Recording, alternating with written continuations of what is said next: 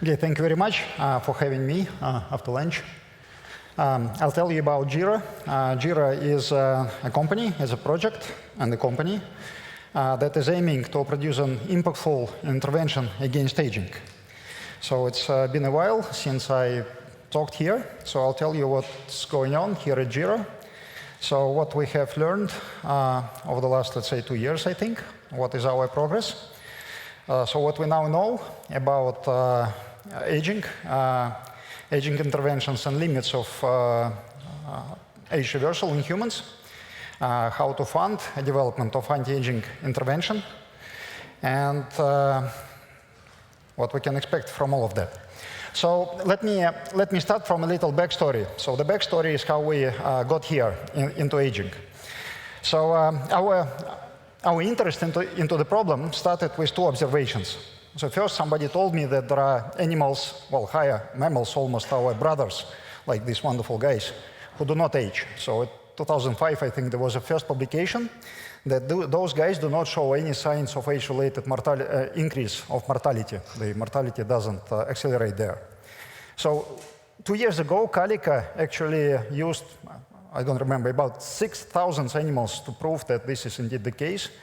The mortality doesn't go up. And then, at about 2008, I've seen a paper of a fellow physicist who actually tried to see if regulatory networks, I mean, this guy is working in complex systems. He has been trying to analyze the stability of genetic regulatory networks of different animals.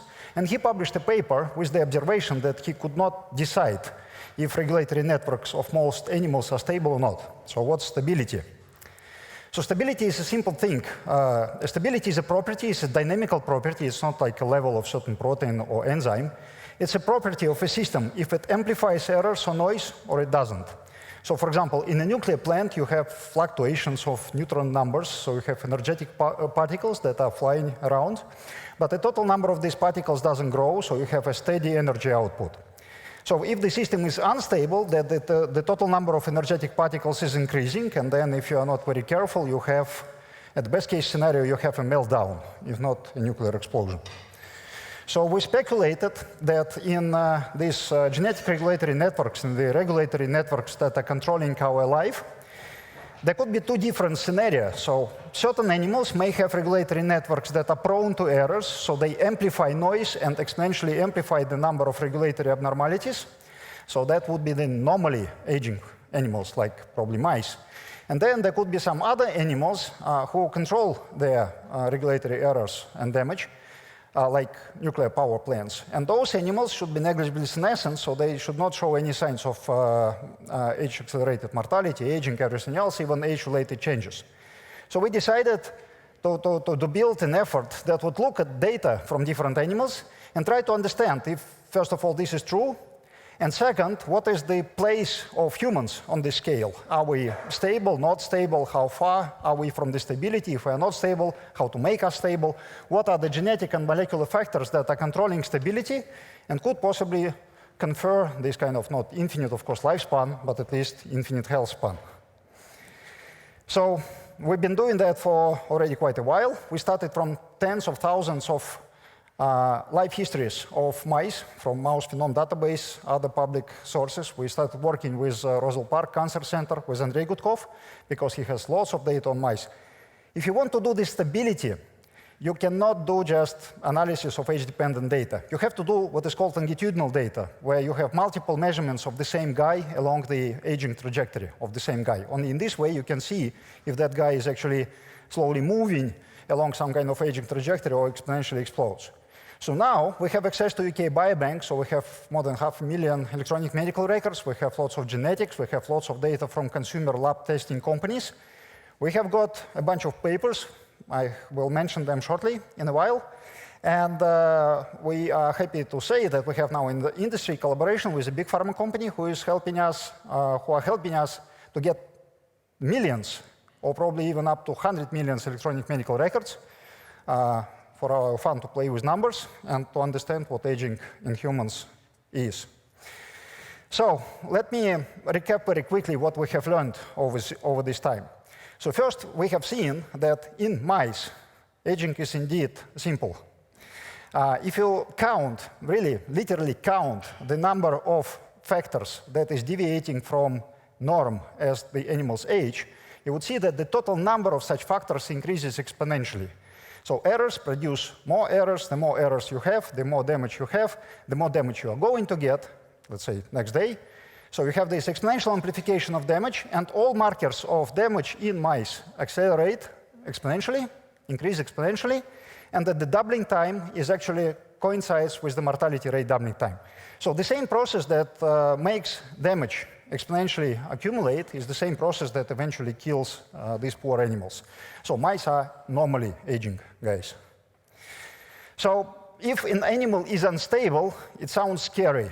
But in fact, you can use it for a good purpose. So if the amount of damage you are getting per unit time is proportional to the damage, if you can reduce damage in any way, the damage will keep growing at the same rate, but from a lower base, which means that if the whole this story is true, you could have an intervention in mice that reduces damage, and then the damage never catches up with the control. So the animals would be younger at all points in their lifetime. So you should be able to produce rejuvenation. And I think all the practitioners in the field now know that this is indeed possible. So if you do an experiment, and this is one of the experiments, if you do an experiment, like here with those animals before the week 80 in their life, and then stopped, I mean, there is no intervention whatsoever, you would see that the treated group is always below the control. So this is the rejuvenation. So you can do short treatments like hit and run, what Jim Kirkland is saying, hit and run tactics. You reduce the damage, and then your animals are younger essentially forever. They still age, but you can do rejuvenation. In fact, I think in 5 years we'll have many papers citing rejuvenation in mice. So, for example, here is the work that we have done with Brian Kennedy in the University of Singapore with those animals which were 100 weeks old. So time zero here is, this is the survival plot on the left. Time zero here is 100 weeks old animals. We did a single injection of an antibody that is hitting a target that is predicted to be related to aging. And you can see that after a single shot, you have a mortality delay in these animals. You see that the control here, the dotted line, are the animals that are dying from natural causes. These are geriatric mice. Actually, they are dying a bit earlier than they should because they were flying from Paris to Singapore. That is a life-shortening intervention, unfortunately. Now you need to know, because many of us are flying. But otherwise, with a single injection, you can compensate for the Paris to Singapore flight with this intervention. What's most important is that multiple hallmarks of aging were reduced 2 months after the treatment. So there is no therapeutic antibody in the circulation of these animals. And yet, you can see on the right, for example, almost every sign of aging that you can see, frailty index, open field, whatever. Here you see the graphs mentioning the number of senescent cells in the immune system. All of them are going down, which means that you have a lasting effect, like rejuvenation. Suddenly, when you apply the same magic in humans, you get a surprising result. So if you could plot a trajectory of, for example, biological age, your favorite biological age as your damage measure, in humans, instead of having those exponential acceleration of biological age, you would see fluctuations. You will see lots of fluctuations, and the mean, the average of those fluctuations would go up a little bit, just a little bit, no exponents there, we all know. The range of the fluctuations would go up, and the time that is required to get back from a stress, from any punch, would also increase. Like everyone knows that people in 20s can go party on Friday and regain their working capacity on Monday. So people at 40 and 50 don't party because they wouldn't regain their working capacity next week, right? Because the recovery time is increasing. And we're talking about healthy people. So in healthy people, the recovery time is going up, but no markers whatsoever in humans are going exponentially up like in mice. So what's going on?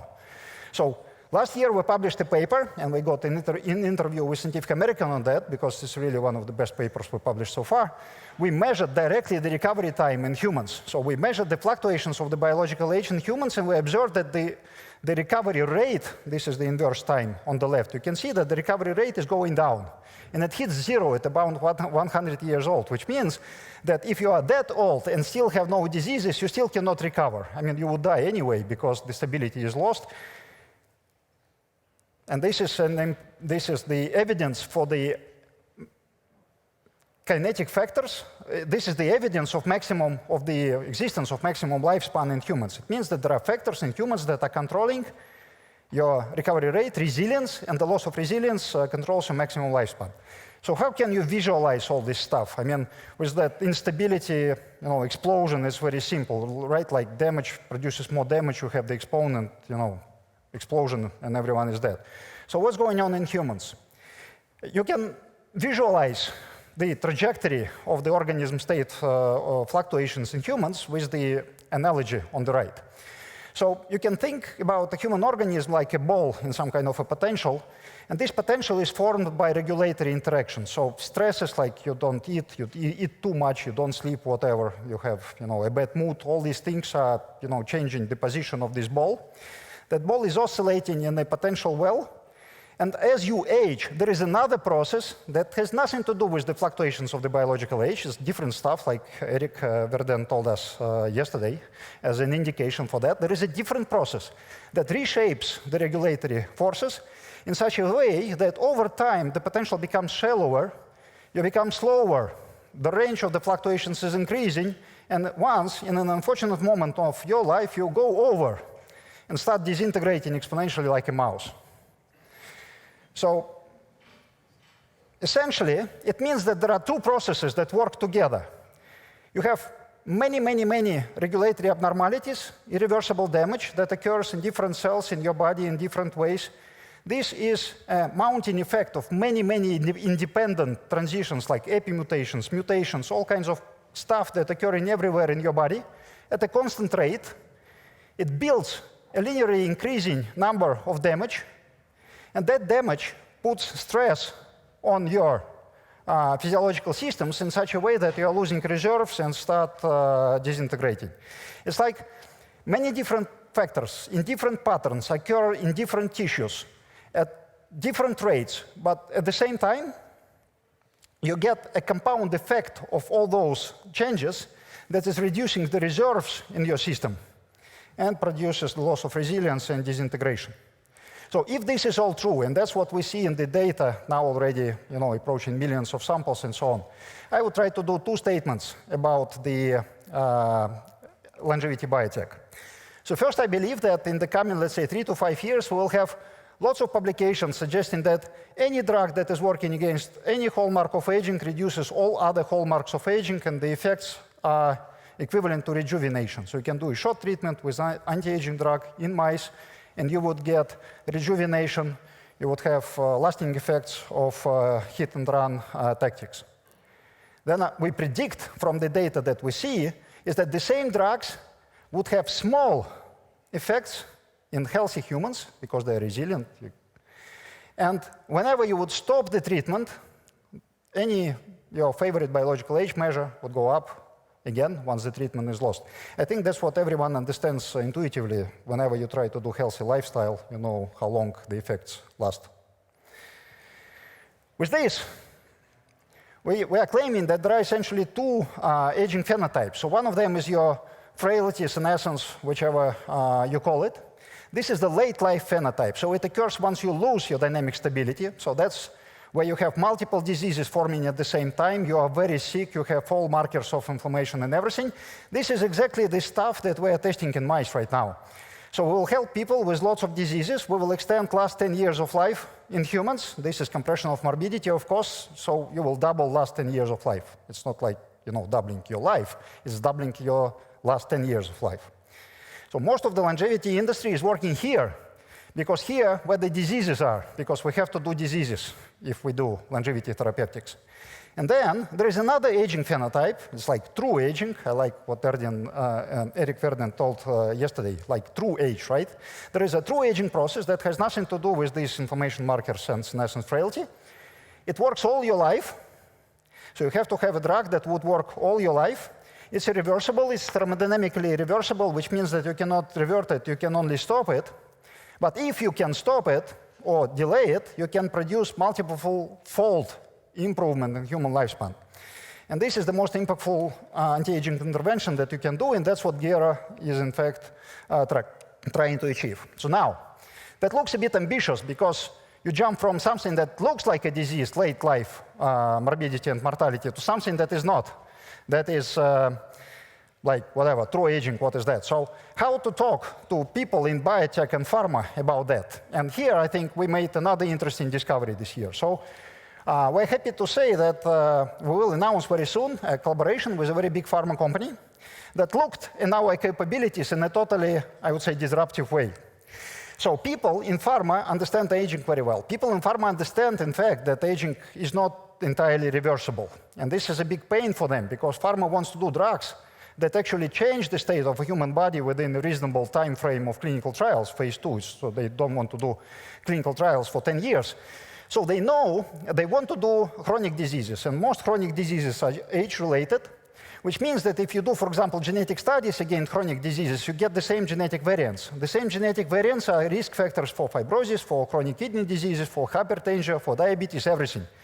Pharma doesn't want to cure hypertension and diabetes in order to cure chronic kidney disease, which means that they want somebody like us to identify signatures of aging in medical data and to regress them out as confounding variables, to find genetic factors that are controlling risks of specific diseases on top of aging and senescence. So we identified ourselves in an interesting situation.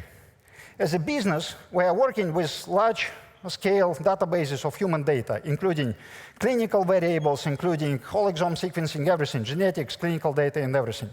We are probably the best people in the world to do longitudinal analysis of biomedical data. So we do it by modern machine learning systems, which are essentially like language models. Modern language models are predicting the future word in a sentence. They are completing sentences. We are completing medical histories for people. Such systems are so smart that they learn about aging and baskets of diseases, clusters of diseases that share the same common biology. You can attack them by targeting simple sets, small sets of targets that would be efficient in the whole clusters of diseases. That brings us to a balanced business model for the first time ever. Gero wants to solve aging. In order to do that, we develop algorithms that understand aging from data with modern machine learning. With these algorithms, we enter collaborations with big pharma, I mean good collaborations with upfronts, with milestones, with everything, where, surprisingly, we help pharma to regress out aging, because, as you know, pharma doesn't like aging. With those signatures of aging that we find in the data, and with all this machinery that is developed, we can actually target senescence and hopefully true aging in the future to produce impactful intervention.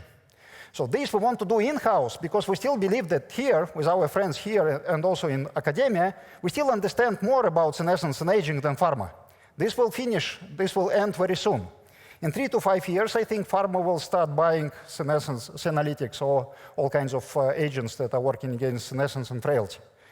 So which means that in 3 to 5 years, we will be in a good shape to collaborate at a higher price. And with all this machinery in place and gathering experience, we should be able to target true aging, because this is the actual goal of any genuine anti-aging enterprise. So we're preclinical stage biotech. We are doing collaborations with pharma, as I said, but we're also working in-house. Of course, we're not targeting aging in-house. We're doing something smarter than that. For example, with our leading asset, we are going against a rare pediatric disease. We have just published an Nature Communications paper with the European Batten Disease Consortium, suggesting that a drug that is working against one of the hallmarks of aging does not only extend lifespan of simple species, which I do not even report here, it actually works in vivo model of a Batten disease. We have some other targets validated, and as I have tried to convince you, we're also working on target ID against true aging phenotype. So we have a wonderful team. We have Maxim here, we have Alexei here, we have Yuri here, we have me here. Andrew Zaltzman is helping us with preclinical development. We are working with the best people in academia. Brian Kennedy is hopefully here. I don't see because of the lamps.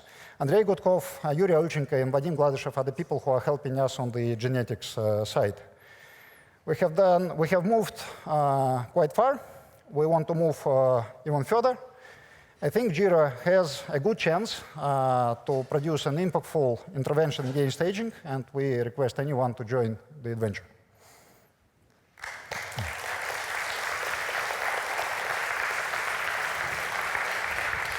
Yeah, thank you. Quite ambitious. I like the red pill and the blue pill. Sorry? The longevity industry is developing the red pill, from what I saw on your slides. Yeah. Well, you do the blue pill. Sorry? You saw these blue pill and red pill, your analog on? Oh, no. From your slides.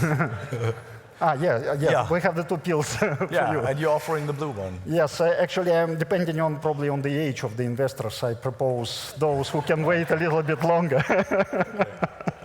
Very good. So we have both offers. Do we have a question for Peter? Somewhere in the audience?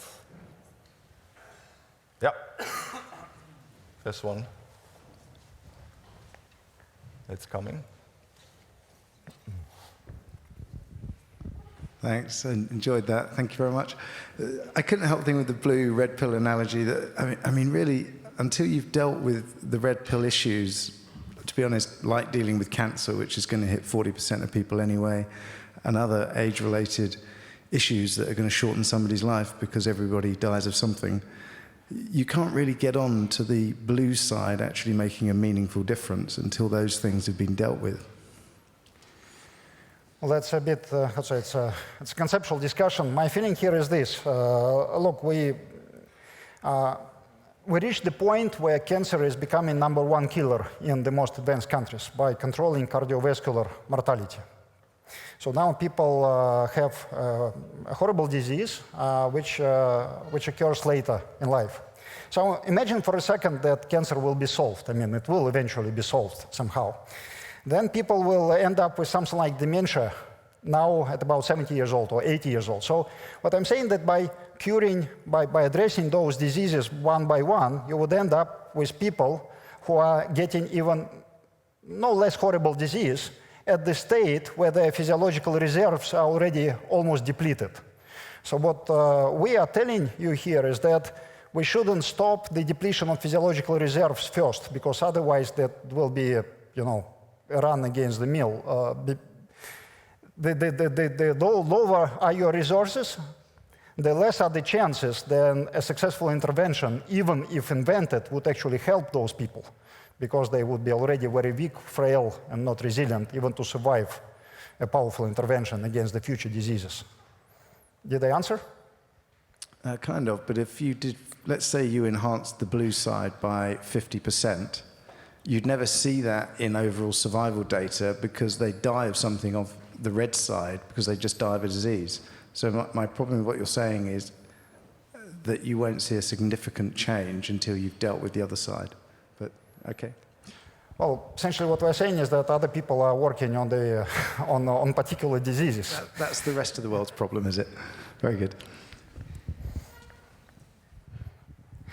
Philip Sierra, actually, on the other conference, have said, interestingly, that, well, he gave a talk suggesting that forget about diseases, let's try to do something against this age-declining resilience. Yeah, thanks for the talk. It was really interesting. I have a question about the factor of lifestyle, because right now we're always talking about specific vectors to address aging, and then obviously tackle diseases, red pill, blue pill. But what about lifestyle in general? Isn't that the most important factor?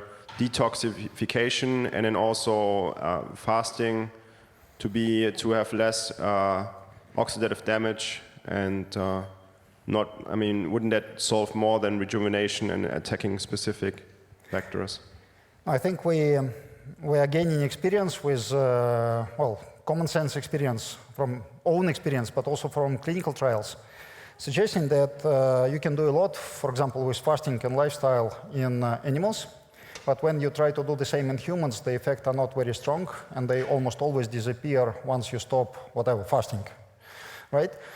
Which means that these humans are so resilient that it's very hard to do both good and bad. I mean, it's good that you cannot do bad things, but also the good things like anti-aging interventions are going to have small effects without addressing the root cause. I mean, we are so resilient, we are so stable that if we have resilience, it's almost useless to do anti-aging treatments. When you lose your resilience, it's a bit too late.